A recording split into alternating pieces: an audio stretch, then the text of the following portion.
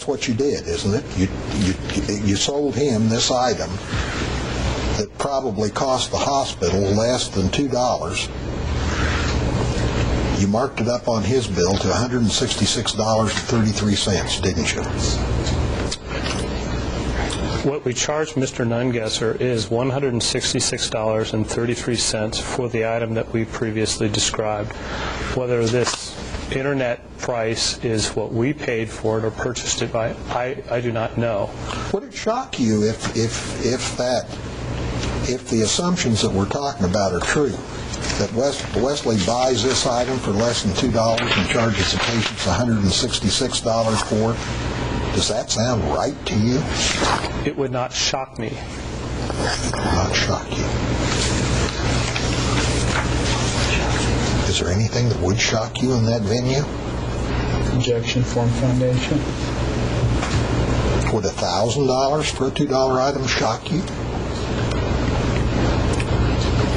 I don't know. We'd have to know exactly what the unit was, the individual item, how it was being used, when and where. You just can't think of any possible scenario that you could positively identify as we sit here that you could say, yes, Mr. Grable, that would shock me. Is that true? That's not true. Okay. What kind of a scenario, cost to what you're charging the patients, would shock you?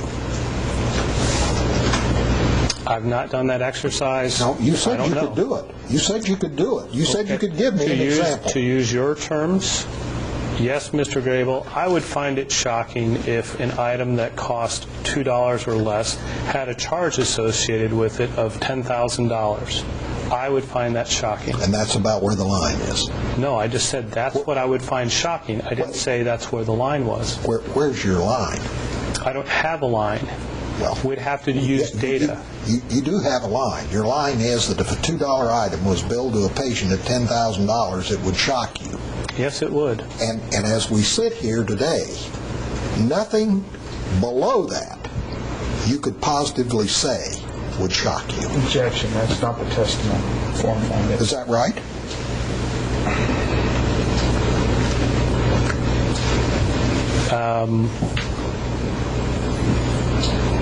No, that's not right. Okay, where is the line? Give me a reasonable line of where the cost versus the charge would begin to say, that's shocking. Objection, asked and answered. In your mind. No, it hasn't been asked. Yes, sir, you asked him if he had a line, and he said, I don't have a line. That was a very specific answer. No, you have no line? I don't have a line. You can't define one today. You cannot. I want to make sure we're clear on this.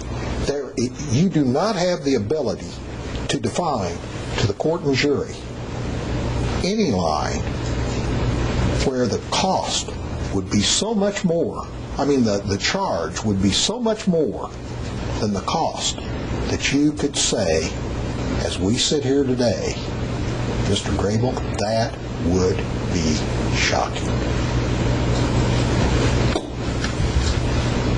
I don't have a line. The reason I don't have a line is we'd have to look at each individual item that we're discussing. The one example that I already gave, I'll stick with, a $2 item that ended up on a bill for $10,000. Now, let me ask you this. If you had an item that cost $20 after you had attributed all of the overhead and all of the other superfluous expense that you have described, and the cost of that item was $20 or less. That was Wesley's cost, including all this stuff,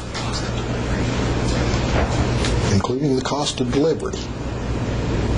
And it was on the patient's bill at $160. Would that shock you?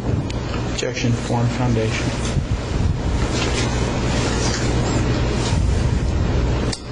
In that instance, it would not shock me. Is there any amount? Is there any amount that the hospital could mark something up over its cost? Any multiple where you would begin to say, that's outrageous. We can't do that to people. We can't do that to patients in this community. That's not part of our mission. That's not putting the patient first. Is there any multiple that you can give us where you'd begin to say that? Objection, Form Foundation. I can't give you a multiple today, no.